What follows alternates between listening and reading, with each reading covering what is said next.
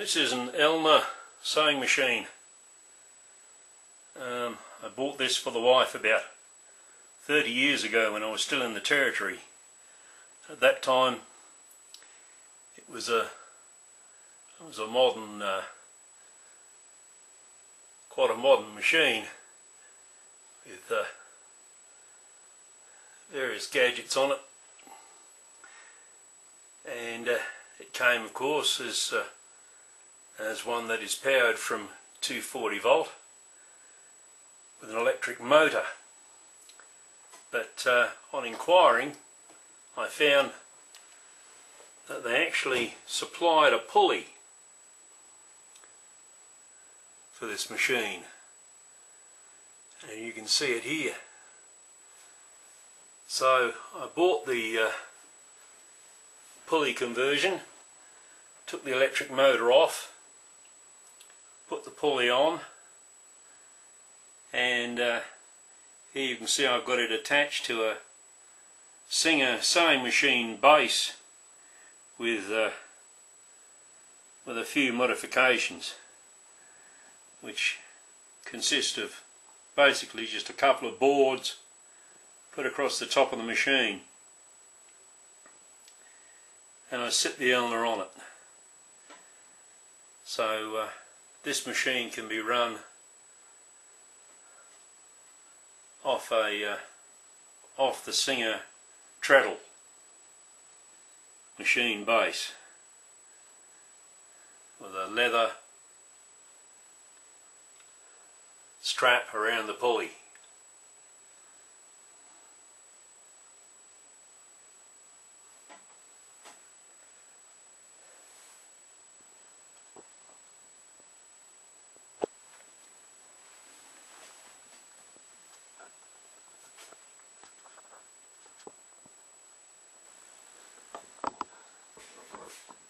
This is our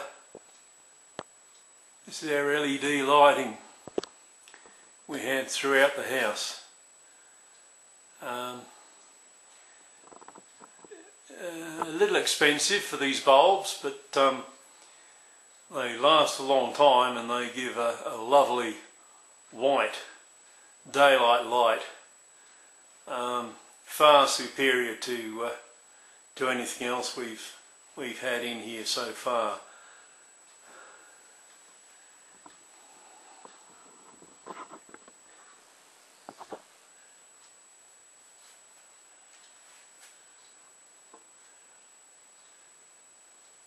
Normal bayonet fittings, as you can see, and they're not a bad looking light.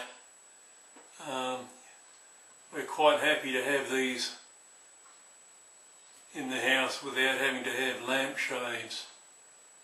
They look just fine. Now here you can see I fitted a third tap.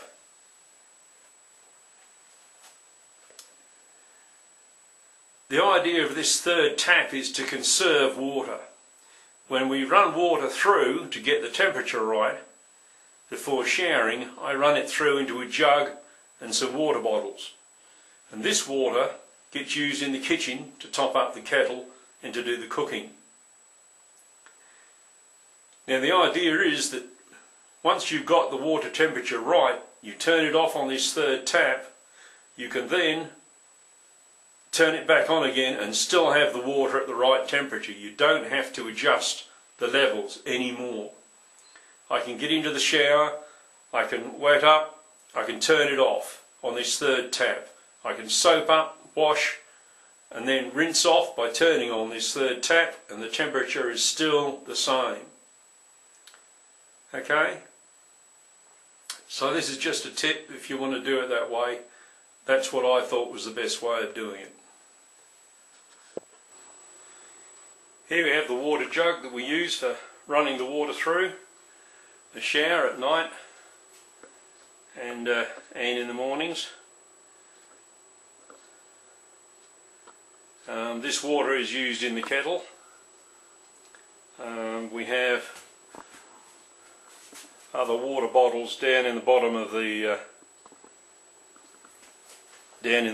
pantry.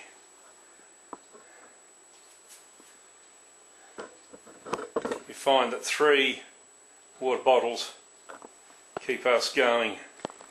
When I'm washing up the dishes, I don't like to use a lot of water, and it seems rather wasteful to me to fill up the actual sink itself. So I don't do that. I just get some soap on the washer, and I wash and I rinse off. But if I'm running the water through to get it hot, I run it into this large ice cream container in the other sink. Also, when I'm rinsing off the dishes and the cutlery, I rinse them off over this ice cream container. Now, the reason for that is that the water's not running away down the drain, and if I need to soak anything, this is the water I use.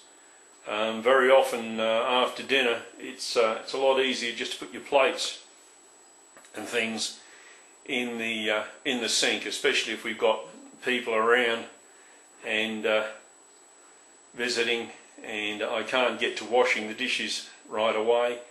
And even when I can, it's far simpler to rinse it off first before I start washing, and use this water to do it, so no water is wasted, or very little. That's just another tip for saving water if you're prepared to go to that extent.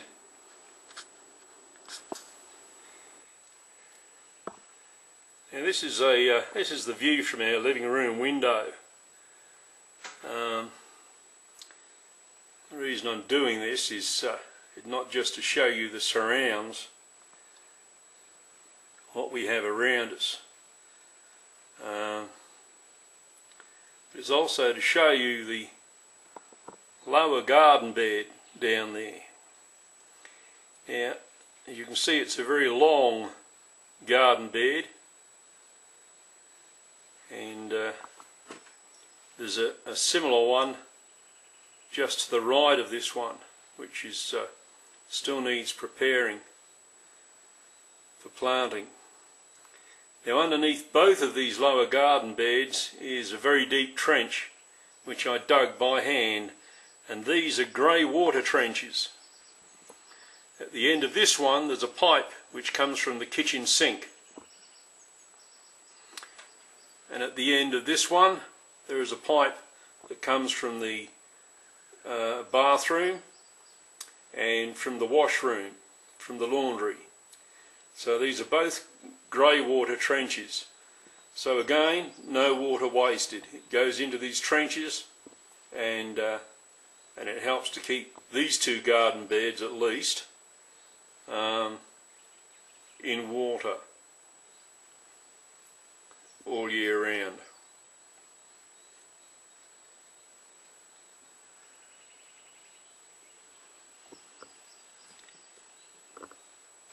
Hi, I hope you've enjoyed watching this one.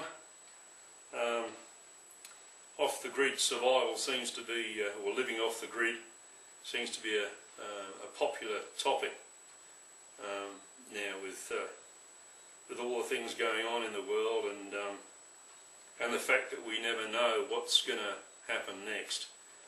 I think having a retreat out bush is good. I certainly couldn't afford to have a retreat like this out bush and live in town. I prefer to live out here. I don't think personally I could survive from day to day living in town. I'm just an out of doors person. Survival is a fairly big topic these days. Not just the wilderness survival, but the survival of every day, each day. Food prices are going up. Accommodation prices are going up. If you can afford to buy yourself a small plot of land, no matter how small, out bush, then it would definitely be a good buy. When hard times come along, you're pretty much set. You can grow your own food, you can grow your own meat. If you have a good water hole or a dam, you can have your own fish. You've got your own gardens, and you've got fresh food There's nothing I enjoy more than stepping outside the door and picking my lunch from the garden. This is part one of living off the grid. Part two, we're going to get a little bit more primitive and back into the 18th century, which is where I like to be. See you next time.